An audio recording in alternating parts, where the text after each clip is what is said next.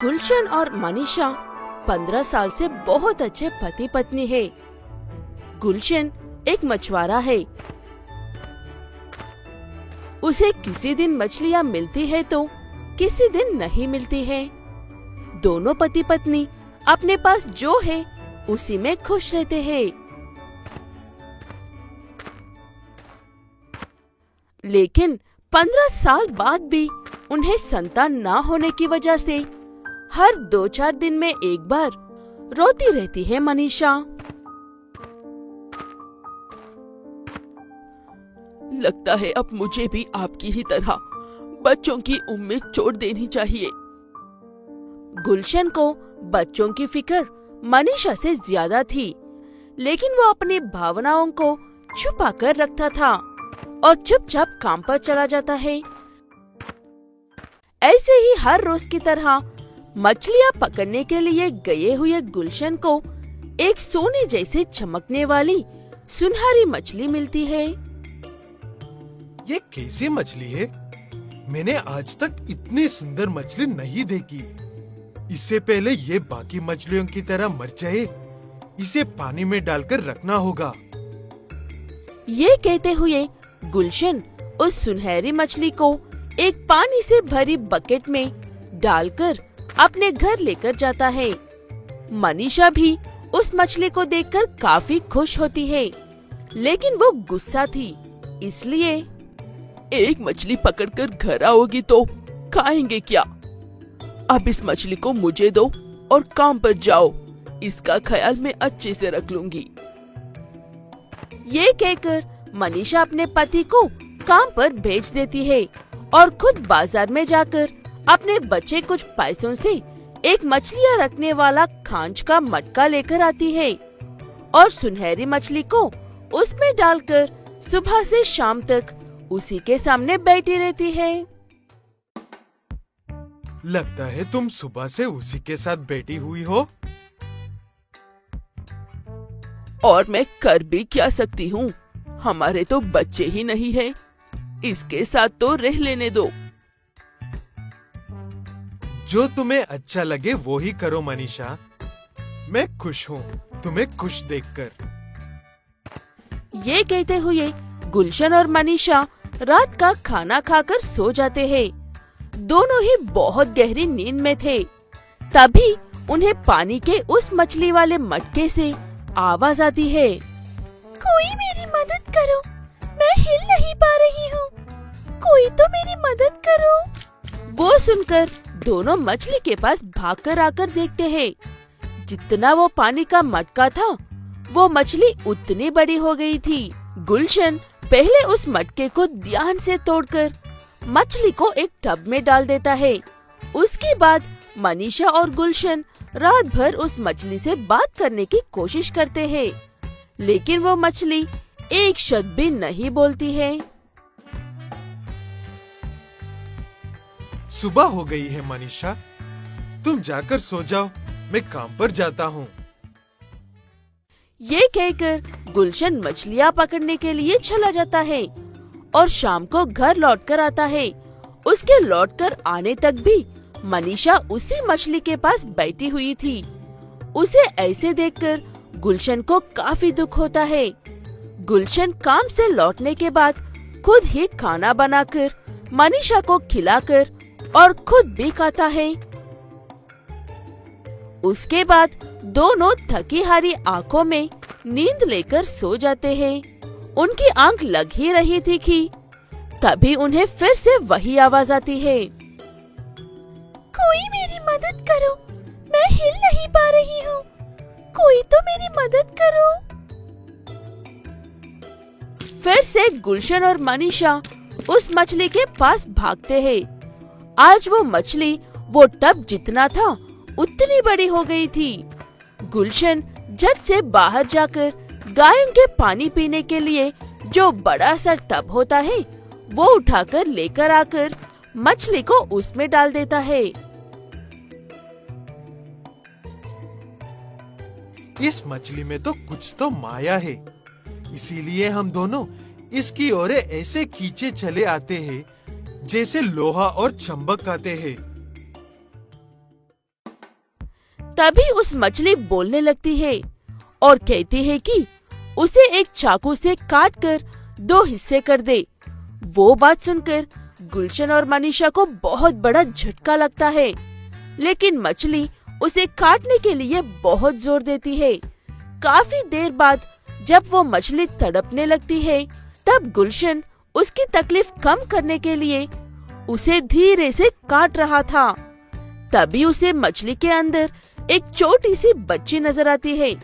गुलशन मछली को काटकर उस बच्ची को बाहर निकाल लेता है। ये बच्ची कितनी प्यारी है। क्या ये इसी मछली की बच्ची है या बच्ची ही वो मछली है? जो भी हो, अब ये हमारी बच्ची है, हमारी अपनी संतान। जब ये बड़ी हो जाएगी तब ये खुद बताएगी कि ये कौन है। तब तक ये गुड़िया सिर्फ हमारी बेटी है। गुलशन और मनीषा को जीने की एक उम्मीद, एक बेटी मिल जाती है और वो खुशी खुशी रहने लगते हैं। एक बार की बात है, सर्दी का महीना था और हर तरफ कड़ाके की ठंड पड़ रही थी। रमन गांव से अपनी पत्नी शीला के साथ शहर आता है। अरे शीला, हम दोनों पैसे कमाने के लिए गांव से शहर तो आ गए हैं, पर यहाँ तो हमें कोई काम ही नहीं मिला। ऊपर से इतनी कड़ाके के सर्दी में रहने के लिए घर तक नहीं है हमारे पास। आजी, हमारे पास तो पैसे भी नहीं है और भूख भी बहुत लगी है। ऊपर से ये सर्दी, ऐसा लगता है कि हमारी जान लेकर रहेगी। ऐसा बोलकर दोनों सड़क के किनारे जाकर बैठ जाते हैं।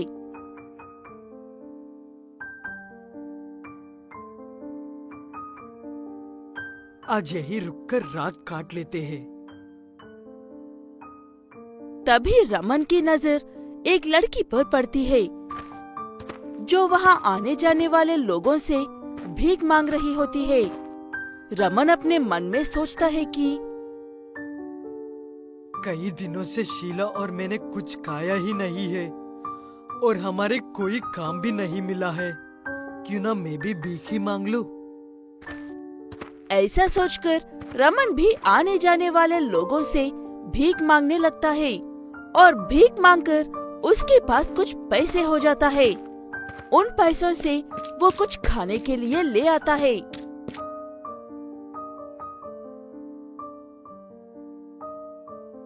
हे भगवान, कुछ भूख कम हुई। आजी, जब तक हमें कुछ काम नहीं मिल जाता तब तक पेट भरने के लिए भीख ही मांगकर काम चला लेते हैं। इसके अलावा और कोई चारा भी नहीं है हमारे पास। ऐसे ही कुछ दिन बीत जाते हैं। रमन को कोई काम नहीं मिलता। वो सड़कों पर भीख मांगा कर जैसे तैसे गुजारा कर रहा था। इतने में एक रोज रमन की पत्नी शीला सर्दी की वजह से बहुत बीमार हो जाती है। रमन रोते हुए सड़क के किनारे बैठकर बोलता है कि हे भगवान, ये क्या हो रहा है मेरे साथ? एक तो सिर ढकने को हमारे पास छात नहीं है और इस कड़के की सर्दी के वजह से शीला का बुरा हाल है। अब करूँ तो क्या करूँ मैं? तभी सड़क के किनारे एक गाड़ी रुकती है। उसमें से एक आदमी बाहर आता है और रमन से ये बोलता है कि अरे, ये भिखारी यहाँ सड़क पर क्या मरने के लिए बैठा है? पता नहीं कहाँ से आ जाते हैं। रमन कुछ नहीं बोलता और एक तरफ होकर उस गाड़ी वाले को देखने लगाता है। वो गाड़ी वाला आदमी अपनी पैंट की जेब से मोबाइल फोन निकलता है और फोन पर बात करने लगता है। फोन निकलते हुए उसकी जेब से 1-2 हजार का नोट निकलकर गिर जाता है। रमन वो नोट उठाता है और उस गाड़ी वाले से बोलता है कि अरे साहब, आपकी जेब में से ये नोट गिर गया है। गाड़ी वाला आदमी अपने जेब में हाथ डालकर देखता है। हाँ, ये नोट तो मेरा ही है। ये कब गिरा मुझे पता भी नहीं चला। तुम तो बहुत ही ईमानदार भिखारी निकले। तुम ये नोट लेकर भाग भी सकते थे, पर तुमने ऐसा नहीं किया। आजी साहब, हालात ने हमें भिखारी बना दिया। पर साहब, हम भिखारी जरूर है, पर बेईमान और चोर नहीं। गाड़ी वाला आदमी रमन की बात सुनकर बहुत ही खुश होता है और अपनी जेब से 100 रुपए निकलकर रमन को देता है।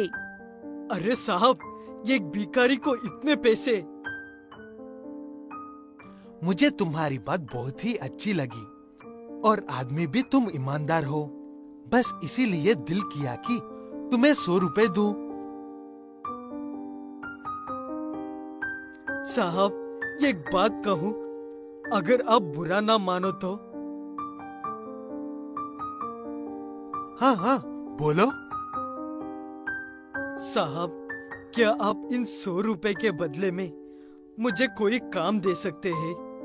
मैं कोई भी काम करने के लिए तैयार हूँ। जैसे भी छोटी मोटी काम हो, मैं करने के लिए तैयार हूँ। वो क्या है ना साहब, भीख मांगना तो हमारी मजबूरी है। वो उधर देखिए, मेरी पत्नी बेचारी का सर्दी से बुरा हाल है। सिर ढकने को सिर पर चादर तक नहीं है हमारे पास। क्या बात है, मुझे ये देखकर अच्छा लगा कि तुम काम करना चाहते हो। और खुशी की बात यह है कि मेरे पास तुम्हारे और तुम्हारे पत्नी, तुम दोनों के लिए काम है और तुम्हारा रहने का भी मैं इंतजाम कर दूंगा। पर तुम्हें मुझसे वादा करना होगा कि तुम अपना काम पूरी ईमानदारी और लगान के साथ करोगे। ये बात सुनकर रमन की आंखों में आंसू आ जाते हैं और उस गाड़ी वाले आदमी को दिल से धन्यवाद करता है।